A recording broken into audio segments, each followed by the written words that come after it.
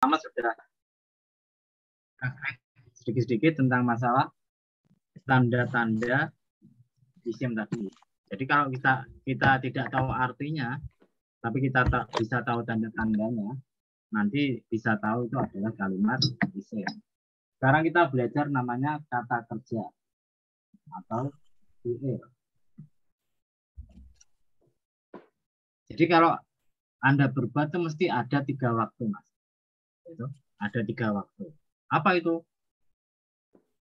Pertama, akan. Yang kedua, sedang. Terjadi. Yang ketiga, telah atau sudah. Kelihatan enggak ini? Orang ke kiri, Pak. Orang sini? Orang ke kiri. Nah, pas. Ini. Ya, Pak. Tadi, Pak. Nah, pas. Ini? Iya. Iya, Pak. Kalau kita berbuat sesuatu itu mesti ada namanya akan, kemudian sedang, kemudian telah. Ya, toh? Contohnya gini. Mas Ruslan. Nah, tadi apa namanya? Mau beli susu. Ketika belum terjadi, maka namanya akan. Mas Ruslan akan beli susu. Ketika dia sedang di tokonya membeli, ya berarti sedang membeli susu. Sekarang habis ngaji, sedang ngaji, berarti beli susunya telah terjadi. Ya toh? Semuanya nanti akan, sedang, telah. Dalam bahasa Arab, kata kerja pun nanti akan punya waktu. Yang utama itu telah. Telah itu artinya kalau Anda ngaji sorof tadi yang pertama, fa'ala, nasoro, kemudian madda. Fa'ala, nasoro, madda. Artinya semuanya telah. Telah berbuat, telah menolong, telah panjang. Nah, sedang atau akan ini namanya yahuru, yansuru, yamuddu. Yahuru, yansuru, yamuddu itu artinya sedang atau akan. Jadi dalam bahasa Arab itu akan atau sedang itu kalimatnya jadi satu. Yahuru, yansuru, yamuddu. Karena itu kemarin tak katakan orang ngaji nahwu tapi tidak belajar sorof tidak akan bisa. Karena ada kaitannya. Paham ya? Nah, ini namanya kalau kita belajar itu namanya fi'il madhi. Ini namanya fi'il mudhari. Intinya kalau Anda baca sorof kalimat yang pertama itu mesti fi'il madhi artinya telah. Kalimat yang kedua namanya fi'il mudhari artinya sedang atau akan. Sampai di sini paham Mas Ulu? Mbak, cuman bedanya gimana, Pak, ya? Antara sedang sama akan? Ya, sabar dulu. Sabar dulu. Wah, Anda nggak sabar, Mas Slamet? Maaf. Aku yang arep takon iku tak simpen dhisik. Nah, sudah ya. Nah, ini pembagian fi'il menjadi 2, yaitu madhi dan mudhari itu pembagiannya ulama-ulama Kufah. Ulama Kufah. Kalau yang terkenal di pondok bukan pendapat ini. Pendapat yang ketiga, pendapat yang kedua yaitu pendapat ulama Basrah. Fi'il, nah, jadi ada paham. Ada namanya fi'il madhi, artinya telah. Ada fi'il mudhari, artinya sedang atau akan. Nah, nanti bagaimana cara bedakannya? Ya sabar dulu. Orang ngaji itu harus sabar. Nah, ikut ulama Basrah, nanti ada fi'il kedua, ketiga namanya fi'il amr. Fi'il amr itu kata perintah. Kata perintah. Kalau kata perintah berarti belum terjadi toh. Nah, maka ini artinya akan. Kata perintah ya. Tapi nanti nggak usah dikasih akan. Kalau Anda tasrifkan tuh fa'ala yafuru uf'ul, berbuatlah. Nasoro yang suruh unsur, menolonglah. Mada yang muda, panjangkanlah. Nah, itu namanya fi'il amr, kata perintah. Kata perintah itu sebetulnya berasal dari fi'il mudhari'. Contoh, nasoro, fi'il mudhari'nya apa, Mas? Yang suruh. Fi'il mudhari' ini punya ciri khas. Ciri khasnya apa? Ciri khasnya itu depannya mesti ada huruf anita. Alif, nun, ya, ta. Sampai lagi. Fi'il mudhari' itu punya ciri khas. Ciri khasnya itu depannya mesti harus ada anita. Hamzah, nun, ya, ta. Sampai lagi ya. Fi'il mudhari' itu punya ciri khas. Ciri khasnya depannya harus ada anita. Yang suruh ini boleh dibaca nan suruh. Ansuru. Boleh dibaca ansuru. Ansuru. Boleh dibaca tansuru. Kelihatan enggak yang bawah ini? Yang bawah kelihatan enggak? Enggak kelihatan, Pak. Ansuru kelihatan enggak? Enggak kelihatan. Ansurunya enggak kelihatan. Yang suruh, tansuru, ansuru. Kelihatan ini? Kelihatan? Kelihatan dikit. Ini kelihatan. Nah, jadi tahun lagi fi'il mudhari' itu depannya harus ada a, mi, ta, alif, nun, ya, ta. Namanya gitu. Apa artinya? A itu artinya saya. Nun artinya kita. Ya, dia laki-laki. Ta, dia perempuan atau kamu. Tahun lagi. A itu artinya saya. Nun itu artinya kita. Ya, dia laki-laki. Ta, dia perempuan. Yang suruh artinya dia laki-laki menolong. Tan suruh dia perempuan menolong atau kamu menolong. Kamu bisa laki-laki, bisa perempuan. Kemudian ansuru saya menolong, nansuru kita menolong. Ini namanya kalau Anda belajar namanya huruf mudhoro'ah. Huruf yang berada di awal fi'il mudhari'.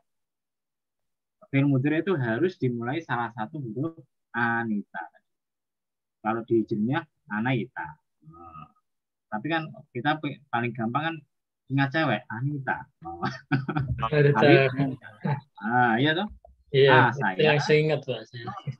Kita, ya, dia laki-laki, tak, dia perempuan. Berarti kalau misalkan yaf'u, ya bisa saja sama saja.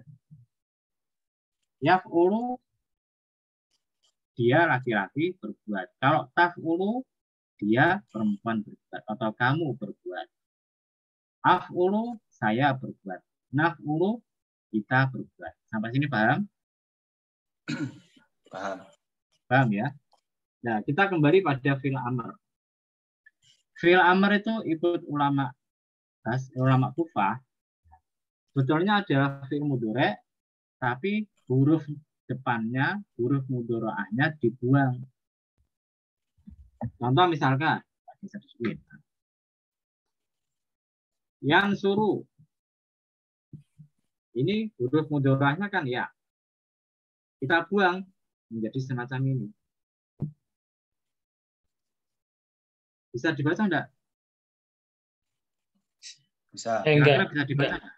Karena enggak bisa dibaca, dikasih huruf bantuan namanya hamzah wasol. Hamzah wasol itu huruf bantuan.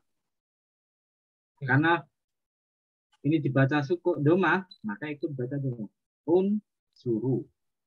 Nah, kemudian belakangnya dibaca sukun jazm menjadi unsur. Berbuatlah. Yaf'ulu sama. Yaf'ulu huruf depannya, huruf mudorahnya dibuang. Karena tidak bisa dibaca, kasih yang sama. Hamzah wasol dibaca domah karena ainnya dibaca domah. Uf'ulu maka dibuang dalamnya disukun menjadi uf'ul. Jadilah fi'il amr. Jadi fi'il amr itu sebetulnya fi'il mudhari' yang dibuang huruf mudhari'ahnya dan artinya perintah, berarti akan. Unsur, kamu tolonglah. Nah, ya toh, berarti kamu suruh nolong. Berarti belum terjadi pertolongan. Nah, tidak ada saat itu belum terjadi pertolongan, tidak sedang terjadi pertolongan. Yang terjadi adalah Anda belum menolong, Anda tidak sedang menolong. Maka artinya akan. Uf'ul, berbuatlah. Ini gambarnya semacam itu. Nanti pelajaran fi'il mudhari' ada sendiri. Intinya fi'il mudhari' itu adalah fi'il amr itu adalah fi'il mudhari' di mana huruf mudhari'nya dibuang, belakangnya dibaca sukun. Bagaimana contohnya yang lain, misalkan qatala yuqatilu. Huruf mudhari'nya mana, Mas? Ya, dibuang. Bisa dibaca enggak? Berhenti ya. Jadi Qatala yuqatilu. Bisa dibaca enggak? Pokoknya bisa dibaca enggak? enggak. Kelihatan enggak? Ya, bisa. Qatala yuqatilu. Qafnya bisa dibaca enggak? Enggak bisa. Enggak bisa gimana? Yuqatilu. Qatil la tuqatil. Bisa dibaca. Karena bisa dibaca enggak perlu huruf bantuan. Enggak perlu huruf bantuan. Qatilu maka menjadi qatil. Jadi hamzah ini didatangkan untuk membantu mengucapkan. Tapi kalau sudah tidak perlu, maka tidak usah dikasih hamzah. Qatil. Paham ya? Ya, Pak. Sampai sini pembagian fi'il menjadi 3, fi'il madhi, mudhari', amr. Sudah paham tidak kira-kira? Paham. Paham, Pak. Mas Selamat? Kurang paham. Fi'il amr tadi. Kita hapus ya. Jadi kan kaidah membuat fi'il amr. Intinya fi'il amr itu adalah fi'il mudhari' yang dibuang huruf mudhari'ahnya. Jadi amr ya. Fi'il amr itu adalah fi'il mudhari' di mana hurufnya, huruf awal itu dibuang. Huruf awalnya dibuang, namanya huruf mudhari'ah. Huruf mudhari'ah tadi ada 4. Anita. Ya toh? A saya, nun kita, ya dia laki-laki, tak dia perempuan atau kamu. Saya, kita, dia laki-laki, dia perempuan atau kamu. Jadi fi'il mudhari', fi'il amr itu adalah fi'il mudhari' yang huruf awalnya atau huruf mudhari'ahnya dibuang. Kemudian belakangnya dibaca sukun atau jazm. Contoh misalkan fataha, kalau ada ngaji. Fataha fi'il mudhari'nya yaftahu. Fataha yaftah. Ada delay kali. Ya, perhatikan. Fata yaftahu. Kita proses. Yaftahu kita tulis dulu. Yaftahu kita tulis dulu. Yang dibuang yang mana? Belakangnya. Depannya dibuang. Bisa dibaca enggak ini? Enggak bisa. Enggak bisa. Berarti dikasih huruf bantuan. Nah, tadi kalau domah unsur, kalau fathah gimana? Pakai i. Kasr. Nah, jangan hamzah, jangan fathah ya, i. Kemudian belakangnya dibaca sukun, jadi iftah. Fatah telah membuka, yaftahu sedang atau akan membuka, iftah bukalah. Contoh 2. Doroba. Lihat. 1000. Kita proses lagi. Lihat 1000 kita tulis dulu. Huruf mudoranya ya kita buang. Bisa dibaca enggak ini? Tidak bisa. Kasih hamzah. Menjadi it. Kemudian doma belakangnya dibaca sukun menjadi idrib. Pukulah. Telah memukul. Sedang atau akan memukul. Idrib pukulah. Jadi ingat ya. Hamzah wasal itu cuma bisa dibaca 2. Kalau tidak doma, ya dibaca kasroh. Jadi unsur doma. Iftah kasroh. Idrib kasroh. Dan jangan baca aftah, keliru. Iftah. Kenapa, Pak? Betul. Cuma ada Kenapa enggak aftah? Nanti sama dengan alif lam toh. Alif lam itu kalau Anda baca pertama kan al. Ya toh? Nah, karena itu enggak ada. Kan enggak ada alif lam baca ul, il kan enggak ada. Nah, karena itu hamzah wasal itu bacanya doma atau kasroh. Pilihannya cuma 2. Jadi kalau ada orang ngajak bahasa Arab kok baca aftah, oh film amr, oh, itu berarti baru pemula. Oh. Yang betul iftah. Nah, contoh lagi A5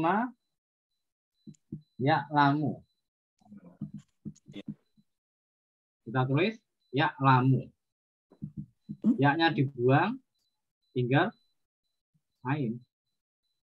Lamu. Nggak bisa dibaca, kasih hamzah. Ingat, yang ini dibaca tidak dibaca doma, tidak dibaca doma, berarti pilihannya cuma kasroh.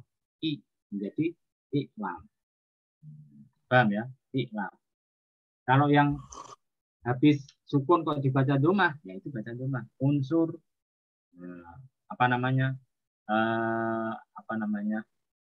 Ubud. Nah, semuanya atau ubtub. Nah, semuanya kan dari kata bayak itu. Kalau ada yak itu maka dibaca doma. Sampai sini paham Mas Heri? Mas Selamat. Paham enggak kira-kira? Paham. Nah, paham ya. Jadi fi'il amr itu kata fi'il mudhari di mana huruf awalnya atau huruf mudhari'nya dibuang, kemudian belakangnya dibaca Sukun. Kalau misalkan kalimatnya tidak perlu bantuan, ya tidak usah dikasih hamzah wasal. Contoh misalkan apa? Contohnya misalkan farroha. Yufarrihu. Farro itu menggembirakan.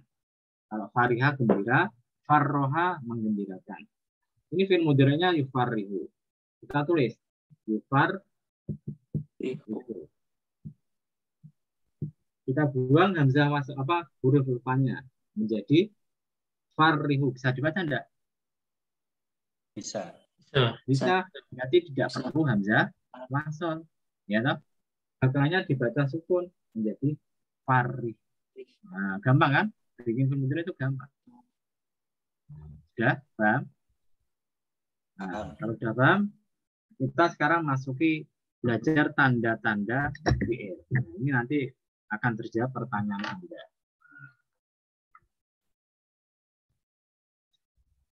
Semacam seperti apa namanya kata benda, fi'il pun punya tanda-tanda. Tanda-tanda fi'il atau kata kerja. Tanda yang pertama namanya tak mati. Kalau ditulis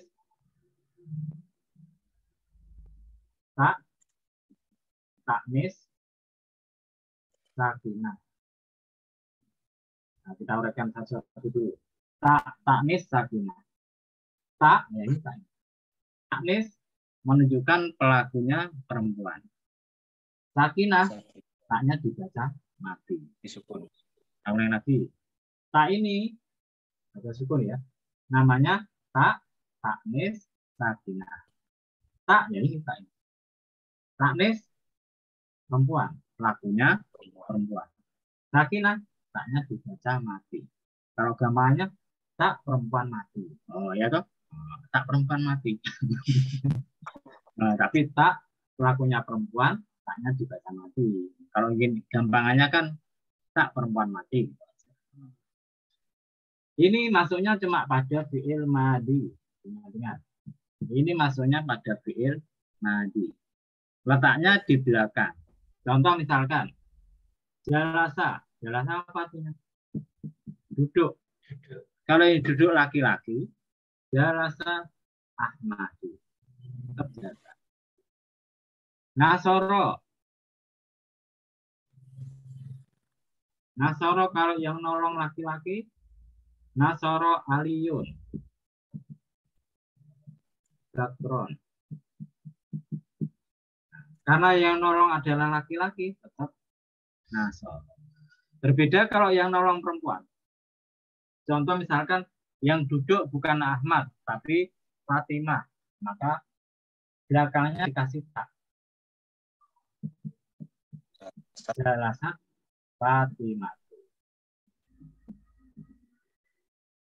Yang nolong bukan Ali, tapi perempuan. Nasorot. Nasorot. Misalkan Zainabu Zakron. Jadi fungsinya ta'nis ini menunjukkan bahwasanya pelakunya adalah perempuan. Dan khusus masuk pada fi'il madi. Jadi kalau ada baca Quran, Idza samsuku wirat, apabila matahari itu digulung, nah wirat itu fi'il madi. Berarti yang digulung matahari itu perempuan, karena belakangnya ada ta'nis. Apalagi misalkan Idza sama syakot, apabila langit dibelah. Nah, syakot itu kan belakangnya ada ta'nis. Berarti langit itu perempuan. Masuk sudah menguap besar sekali.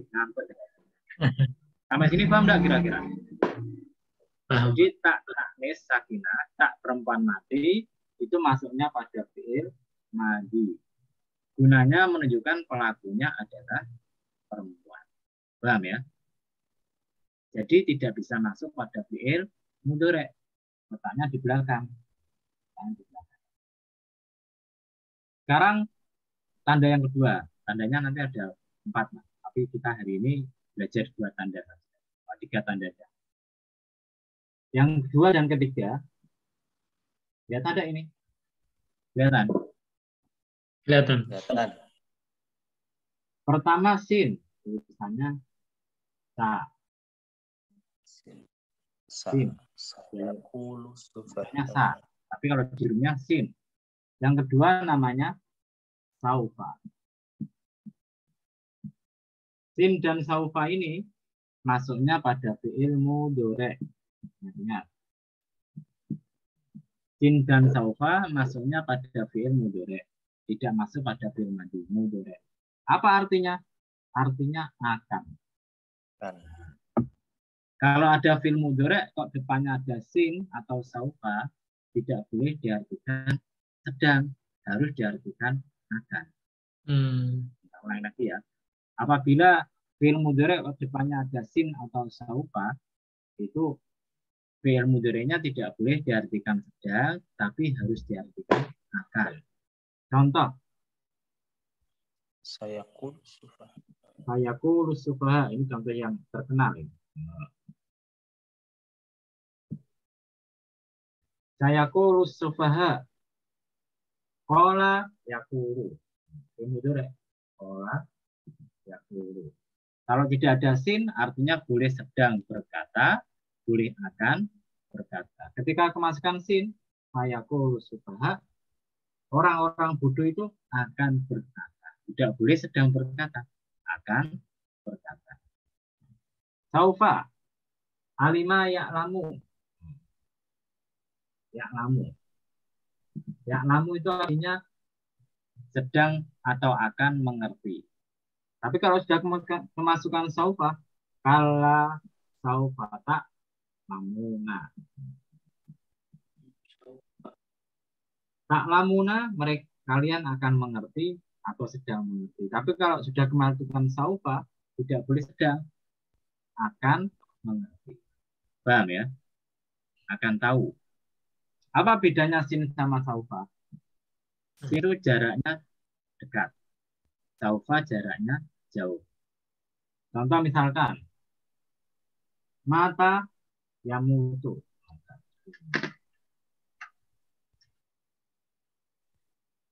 Mata yamutu. Mati. Mata yamutu sedang atau akan mati. Kalau kita pakai sin, misalkan saya mutu Ruslan, Ruslan akan mati, berarti jaraknya dekat. Ya toh? Tapi kalau saufa yamutu Ruslan, Ruslan akan mati, oh jaraknya masih jauh. Nggak usah khawatir Mas Ruslan. Anda masih bisa nyantai-nyantai. Ya toh? Atau misalkan tazawwaja ya tazawwaju atau nakaha yang kahu. Sayang kihu. Nikah. Nah, yang kahu selamat.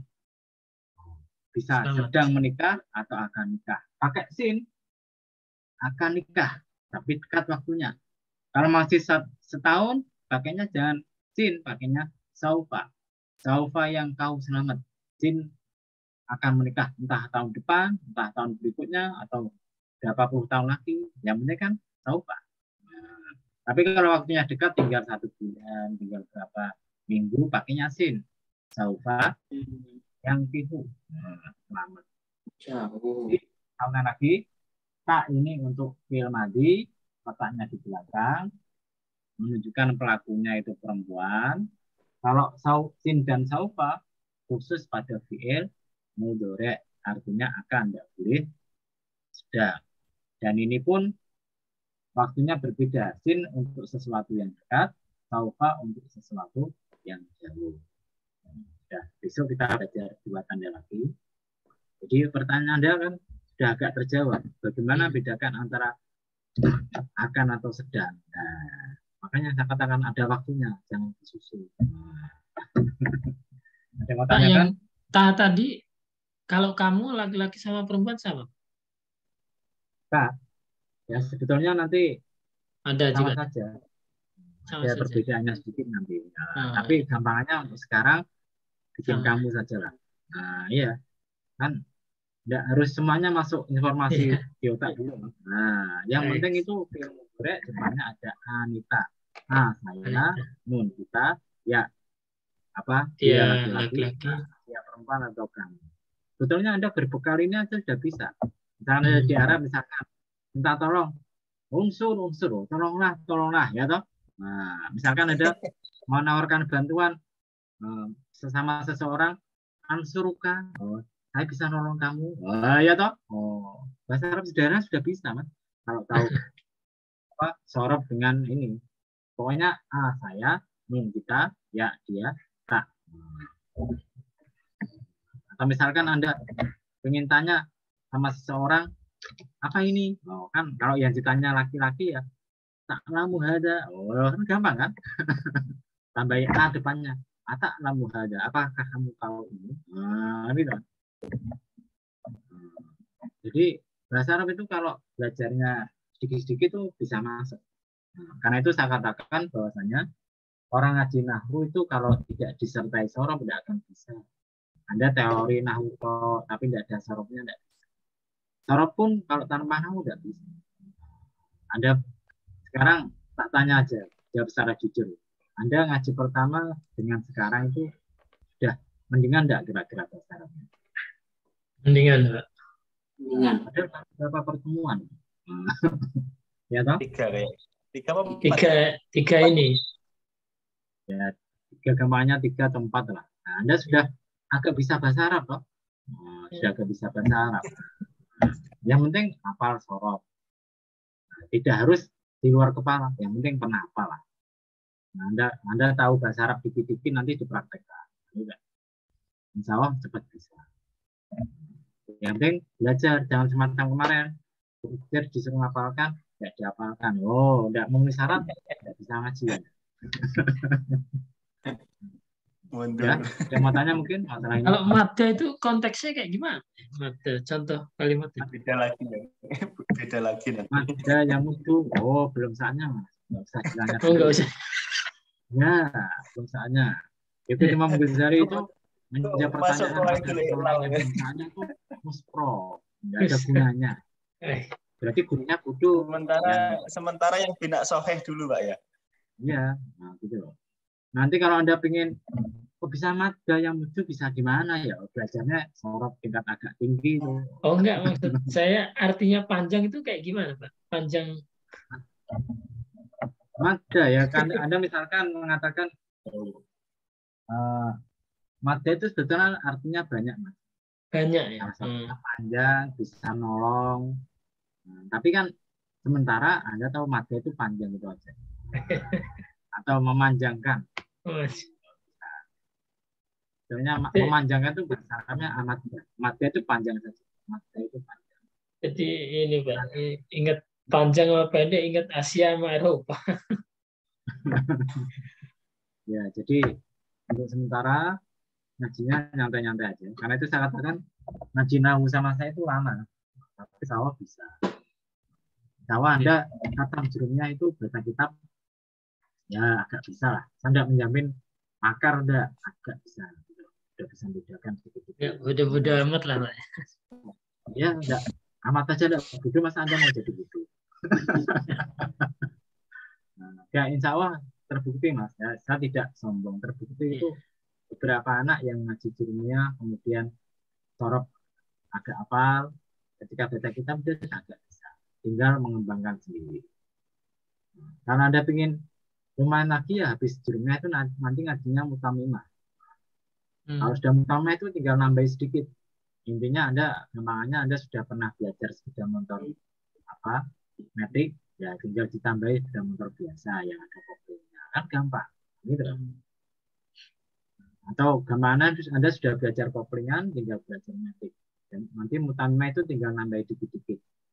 Kalau sudah alfiah itu bagi orang-orang yang ingin jadi ahli pakar bahasa. Nah, itu Anda belajar alfiah. Tapi kalau sekedar baca kitab, baca koran, itu Pak. Kalau bisa. Yang penting itu kosakata. Anda harus sering-sering banyak kosakata. Salah satu cara yang mudah untuk menghafalkan kosakata itu beli buku syair bahasa Arab.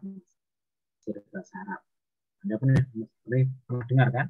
Roksun sirah mafikun yang uningan sakun rambut sobekun piringan jabun batuk dan seterusnya. Jadi sambil nyantai-nyantai itu Anda nggak usah dihafalkan, baca aja. Roksun sirah. Kenapa? Karena kalau Anda biasa baca nanti kan lama-lama pernah ini artinya sudah pernah dengar. Roksun sirah. Nah, gitu kan. Jadi karena Anda sudah tua-tua, maksud saya, nggak usah hafalkan, dibaca aja terus nanti lama-lama hafal sendiri. Nah, macam-macam. Dulu kan saya belajarnya kan Pak, menyerahnya itu gini.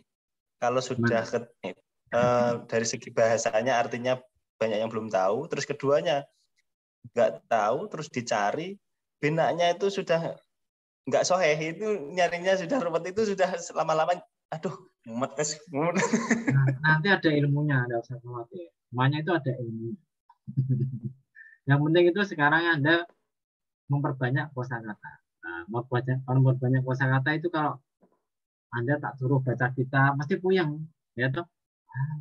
Mungkin satu halaman tuh bisa beberapa puluh kali baca kamu, nah, gitu kan. Nah, caranya gampang sebetulnya menambah kosakata. Pertama, baca jimbro diulang-ulang. Misalnya Anda menambah kosakata. Misalkan Anda punya kitab jimbro taklim atau apa, taklim tidak tak sarankan. Taklim itu banyak ada kata-kata Persia bingung nanti. Kitab yang lain yang kira-kira gampang dibaca terus ya. Kalau ibadah Pak yang pendek-pendek Pak, itu masuk nggak Pak? Ya masuk lah, nggak apa-apa. Apa kan? Kitab pendek-pendek. Babnya kan pendek-pendek. Oh, Nasubat itu termasuk sudah panjang itu 120 berapa halaman itu. Ya maksudnya kan gini Pak, per hadisnya itu loh kan per babnya, bab 1 misalnya cuma bahas ini, bab 2 bahas ini gitu. Ya enggak apa-apa. Kalau Anda ingin menambah kosakata baca sendiri. Tapi kalau itu taklim satu baris bacanya 10 kali. Besok 9 kali. Enggak usah banyak-banyak. Bacanya satu baris atau 2 baris atau 3 baris tapi diulang-ulang. Kalau Anda rajin semacam saya dulu itu semacam itu, tapi tidak 10 kali, 5 kali lah. 5 kali tak baca. Jadi misalkan ngaji guru kitab apa, hari ini tak baca 5 kali, besok 4 kali, besok 3 kali, besok 2 kali. Jadi otomatis nambah kosakata sendiri.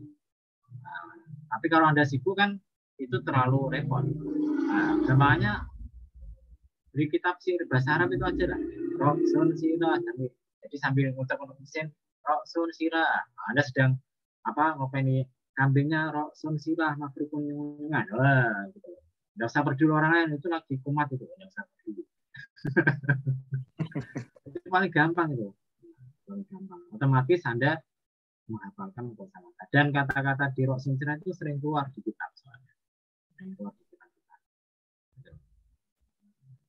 Jadi selain Anda belajar tata bahasa, menghafalkan sorof, supaya lebih cepat bisa bahasa Arab itu. Roksun sirah makrifun nyungan. Namanya apa itu? Nama kitabnya apa? Syair bahasa Arab. Syair bahasa Arab itu ya. Bahasa Arab, tapi yang Jawa deh, bahasa Jawa. Nanti Anda beli murah itu, kalau di sini harganya paling 1.000 atau berapa 2.000. Nah, nanti Anda santai-santai sambil dibaca. Baca jadikan wiritan, lama-lama hafal sendiri. Nanti kalau sudah hafal ya tidak usah dibaca. Gitu kan? Insya Allah cepat bisa. Gitu loh. Jadi jangan cuma mengandalkan ngaji ini.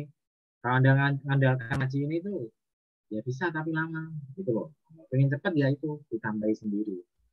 Kalau nganggur-nganggur, nasulibat atau apa yang ada maknanya juga baca sendiri. Itu otomatis kan Anda melatih ilmu nahwu. Kalau Anda rajin semacam itu, insya Allah 1 tahun aja sudah bisa. Nah dulu karena rajin 1 tahun bisa. Tapi ya itu tadi, baca kitab, habis ngaji tak baca 5 kali, 4 kali, 3 kali, sampai selesai. Gitu. Kemudian rajin baca kitab yang kosongan. Dulu saya punya, kalau belajar itu mesti punya 2 kitab. Nah, 1 kitab yang ada maknanya dari guru, 1 kitab kosongan. Jadi kalau saya belajar bacanya yang kosongan. Gitu. Tapi kalau pengen melatih kosakata, bacanya yang ada maknanya. Insya Allah 1 tahun bisa. Tapi kalau ngaji jurumiyah sama saya, Anda butuh waktu 2 tahun jurumiyah. Nanti insya Allah nanti di sela-sela ngajinya kita praktekkan kepada kita. Intinya itu 2 tahun itu sudah cukup untuk belajar bahasa Arab. Tapi ada caranya tadi, nafalkan sorof, nafalkan apa yang saya sudah hafalkan. Macam huruf jar. Waktunya 1 menit kurang, Pak. Ya, ada yang mau tanya mungkin? Berbeda, sudah selesai. Besok kita sambung lagi. Baik, Pak. Cukup, Pak. Ya.